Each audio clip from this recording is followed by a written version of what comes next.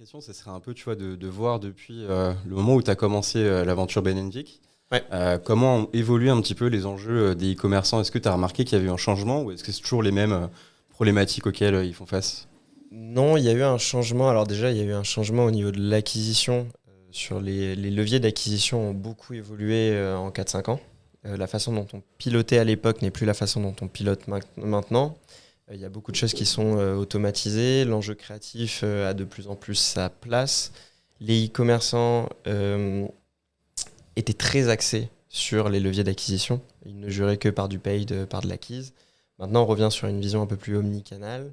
On revient aussi sur des enjeux de retail, là où le retail a pu être abandonné à une période où en tout cas moins présent et on se disait je peux lancer un e-commerce et j'ai pas besoin d'avoir de présence physique. C'est de moins en moins vrai. On retourne un peu à l'essentiel en tout cas et au basique.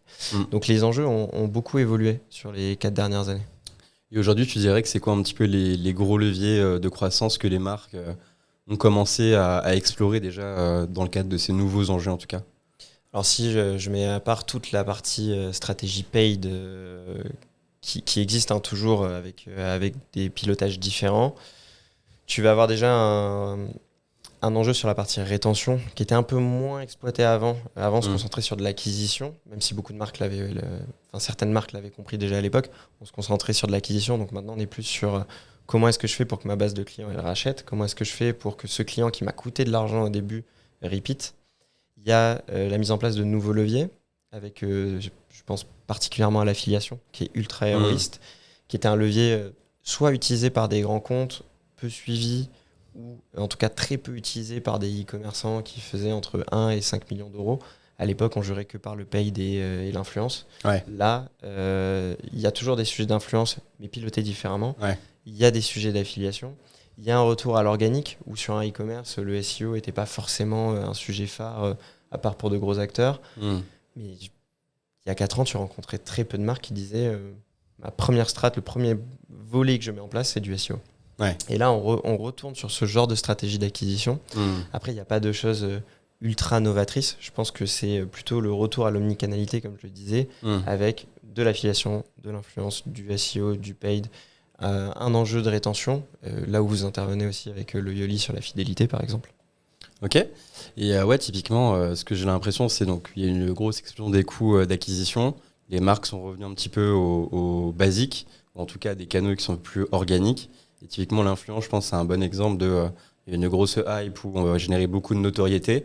Et là, on va toujours le faire via l'affiliation, mais avec une logique qui est quand même plus héroïste pour pouvoir mieux suivre ces cas. Qu'est-ce que tu... Ouais. C'est un peu ça ou ouais. Alors, c'est un peu ça. Typiquement, en fait, la différence avec l'affiliation, c'est que l'affiliation, tu as la possibilité de payer au résultat. Ouais. Donc, en fait, ta prise de risque, elle est très faible. Ton ROI, il est forcément pertinent si tu as bien calculé en amont la com que tu allais donner à la personne qui faisait l'affiliation. Ouais. À l'inverse d'un influenceur où tu vas payer upfront et tu vas dire, OK, le poste vaut 10 000, je mets 10 000. Qu'est-ce qui va se passer après ? Ouais. Il y a 4 ans, 5 ans, quand tu avais des gros influenceurs qui faisaient des placements, ça marchait super bien. Maintenant, on le voit, tu as des personnes qui font 5 posts dans la journée et ça marche plus. Et d'ailleurs, alors on n'a pas d'agence d'influence, donc je vais pas aller sur ce côté d'expertise que je maîtrise moins, mais tu vois que les marques retournent sur du micro-influenceur plus que sur des top influenceurs avec des millions d'abonnés. Et donc, pour revenir sur ton sujet sur l'affiliation, il y a ce sujet de ROI qui est... En fait, la seule problématique, c'est le volume. Parce que tu payes au résultat. Ouais. Mais est-ce que tu as assez de personnes qui bossent en affiliation pour aller générer du volume ? Bah, tu en as moins que ceux qui bossent en influence et qui vont avoir un paiement upfront. Parce que pour eux, c'est plus de travail pour un gain qui est moins sûr. Ouais, c'est ça. Donc c'est tout l'enjeu. Et il y a un petit biais sur la partie affiliation. Alors c'est un sujet qu'on maîtrise bien parce que sur toute la partie consulting et grosse consulting qu'on a, on accompagne des marques dessus. Il y a 2 types d'affiliation. Il y a cette affiliation où tu vas payer au résultat, et, qui est le Graal parce que c'est héroïste. Et tu as l'affiliation qui va aller te cannibaliser un petit peu ce que tu as déjà en place. Typiquement, quand tu es sur des sites de promotion et que la personne est le Yoli est sur le site le Yoli, admettons que ça soit un marchand, tu mets le Yoli code promo et tu vas tomber sur des Graal, des trucs comme ça. À partir du moment où la personne a vu le code promo ou l'a utilisé, il y a une com qui part sur la personne en affiliation. sauf que l'affilié, pardon. Sauf que le souci, c'est que si la personne n'avait pas trouvé ce code promo, elle aurait quand même acheté. Elle était partie pour acheter. C'est toujours la question. C'était juste le peut-être que. Ouais, c'est ça. Mais dans 80% des cas, les gens auraient quand même acheté. Ouais, effectivement. Et est-ce que tu as un outil à recommander pour les marques qui s'intéressent à la file? Ouais, j'en ai 2 en tête. Ceux qui veulent pas s'occuper de grand chose parce que y a une offre un peu all-inclusive, tu as Trade de Blur, mais nous on bosse beaucoup avec Affiliate, qui est aussi une solution bordelaise d'ailleurs. Ah ok. Ouais, ils sont à Bordeaux, Okay. pas très loin de nos nouveaux bureaux. Et on bosse beaucoup avec Affiliate et c'est cool parce que il y a un accompagnement, mais il y a la flexibilité de choisir ton plan d'affiliation et donc de choisir les affiliés, de discuter avec eux directement, etc. Donc ça demande de la ressource. C'est pour ça que beaucoup de e-commerçants ne le font pas ou le font mal, parce que ça demande vraiment du temps pour bien le faire. Par contre, en termes de vision, c'est ultra héroïste. Ouais, ok, intéressant. Et typiquement, on a parlé un peu des marques que tu as commencé à accompagner à travers ces différents canaux-là. J'imagine que tu as eu l'occasion de voir des marques aussi qui ont vraiment explosé, qui ont scalé. Et une des questions que j'aurais un peu pour toi dans ce cadre-là, c'est comment en fait, tu vois, quand bien même la marque est en train de scaler, ne pas le faire aux dépens de l'expérience client. Je me dis que c'est une problématique que certaines marques rencontrent en ce moment. Ouais, en ce moment, et même dans d'autres périodes, typiquement, est-ce que tu considères que quand tu passes dans Qui veut être mon associé, c'est un scale avec... c'est un moment de scale, sauf qu'en effet, si tu n'es pas bien préparé, tu peux avoir une perte d'expérience client parce que tu n'as plus ton produit en stock, parce que les livraisons sont longues, parce que le SAV répond peut-être pas. Ouais. Généralement, les marques qu'on accompagne sont préparées à scale, donc on n'a pas d'enjeu, en tout cas nous on les perçoit pas sur l'expérience client. Après, c'est pas notre cœur de métier non plus, mais de toutes les marques que j'ai vues actuellement et qui ont scale sur 2024, généralement elles sont bien préparées quand même. Ouais.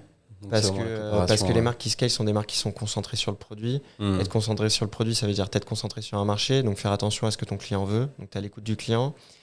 Et si tu as cette philosophie-là, ton service client il suit, ton expérience client elle suit, et normalement, t'as pas de souci. Il y a toujours des exceptions. Mais les marques qui scale vraiment et qui le font bien, pas qui ont juste un pic de croissance sur 2 mois et qui redescendent, sont des marques qui sont concentrées sur le client et sur le produit. Donc mécaniquement, ça marche. Ok. Et typiquement, pour revenir un peu sur un stade avant ça, du coup, au niveau de la vie d'une marque, aujourd'hui, c'est très simple de créer un site sur Shopify, commencer à créer des produits. Post-Covid, on a vu beaucoup de DNVB, beaucoup d'entreprises qui se sont lancées sur des produits relativement similaires, pour ne pas dire parfois quasi identiques. On ne citera pas de nom, je vous rassure. Et du coup, est-ce que toi, tu t'as remarqué un petit peu des axes que les marques prennent pour continuer d'arriver à se différencier en 2024 ? C'est une très bonne question. Je pense que tu en as plusieurs. Tu as des marques qui attaquent des marchés avec des produits existants ailleurs et qui n'existent pas en France et donc qui sont forcément différents sur ce marché-là, mais sur un marché mondial, pas forcément. Okay. Tu as les marques qui misent tout sur le produit. Parce que, en fait, oui, tu peux avoir un produit qui répond à la même problématique, sauf qu'il y a forcément des axes d'amélioration, il y a forcément une façon de faire mieux. Et généralement, c'est les marques qui durent dans le temps.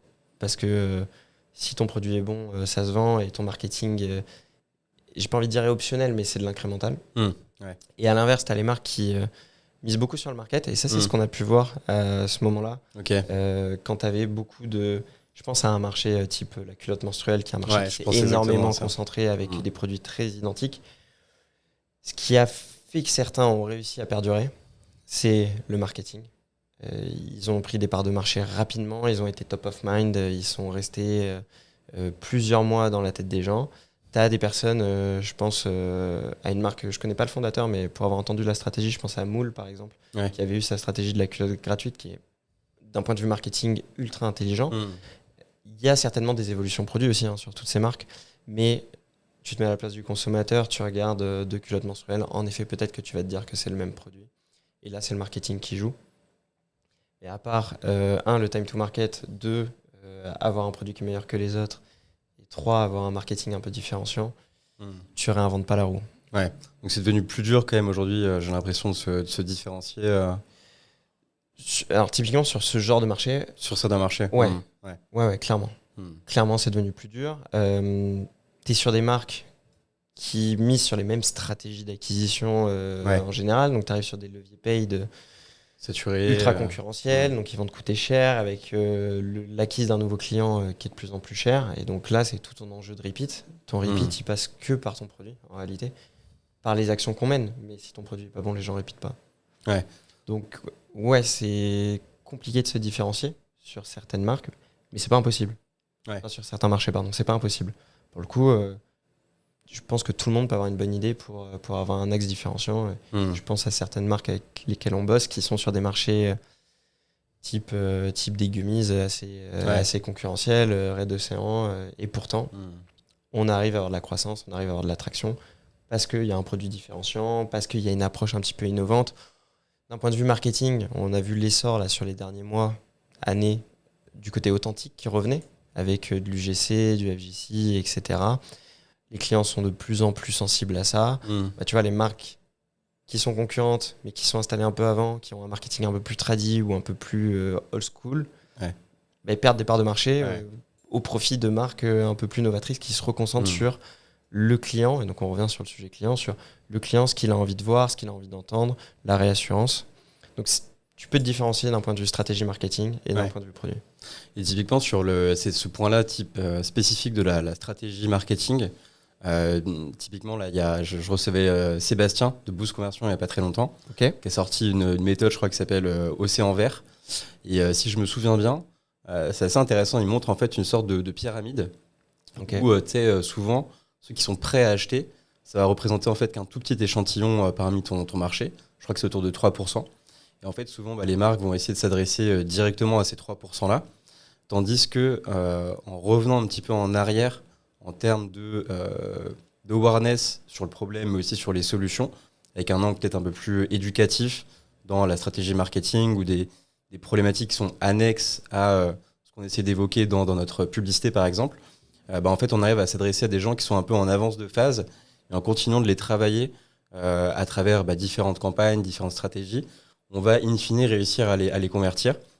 Est-ce que toi, tu as des exemples de stratégies un peu dans ce sens où, pour simplifier mon propos, on va en fait aller peut-être un peu moins droit au but. Bien sûr. Tu as des marques qui l'ont fait super bien, je pense notamment sur le marché du matelas où en fait tu avais des comparateurs, tu avais des articles sur quel matelas pour mieux dormir, etc. Donc, qui est vraiment un sujet d'éducation et de sensibilisation pour ensuite que la personne aille sur le site, pour ensuite qu'elle se renseigne, qu'elle compare, etc., jusqu'à acheter. Tu as plein d'autres marques qui le font de façon différente. Quand tu es en base des gens en faisant de la lead gen pour envoyer je sais pas, un e-book sur comment est-ce que tu décores ta maison pour que ça soit feng shui et que dedans tu places les luminaires parce que tu es une marque de luminaires française comme Atelier Loupiote par exemple. C'est pas une stratégie qu'il a mis en place mais il pourrait le faire. Tu vois, là-dessus, oui, tu vas chercher des gens qui sont pas dans une phase d'achat c'est ça. pour le moment. Ce qui est d'ailleurs tout le sujet quand tu fais du social paid, parce que c'est pas des intentionnistes. Tu es sur ton téléphone en train de scroller et on te montre une pub d'un truc où, en effet, tu as eu une marque d'intérêt à un moment dans la semaine, dans le mois, dans l'année, sur du luminaire ou sur du matelas. Et derrière, il faut qu'on te convertisse. Et pour te convertir, il y a de la pédagogie, même sur des marques, tu vois, surtout sur des marques type complément alimentaire, où en fait, c'est quelque chose que tu mets dans ton corps, donc il faut être sûr de ce que tu vas prendre. C'est sûr. Donc, il y a un enjeu de pédagogie.